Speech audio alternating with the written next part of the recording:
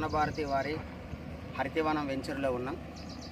ఈ హరితవనం యొక్క ప్రత్యేకత ఏంటంటే మనకి దీని ఎదురుగా గొట్టుముక్కల రైల్వే స్టేషన్ మరియు గొట్టుముక్కల వాటర్ ఫాల్స్, ఇక్కడ 100 మీటర్ల డిస్టెన్స్లో గొట్టుముక్కల విలేజ్, అక్కడ నుంచి 2 కిలోమీటర్ల కంచికచర్ల పట్టణము, ఇక్కడ నుంచి 1.5 కిలోమీటర్ దూరంలో మనకి ఓఆర్ఆర్ మరియు 3 కిలోమీటర్స్ దూరంలో ఆ ORR connectivity and Hyderabad exit point, మరియు 1.5 కిలోమీటర్ దూరంలో ఖమ్మం మధిర హైవే, మరియు ఈ మనకున్నటువంటి ఈ వెంచర్ ముందు నుంచి వెళ్ళేటువంటి రోడ్డు 1.5 కిలోమీటర్ దూరంలో రైల్వే స్టేషన్కి వెళ్తుంది.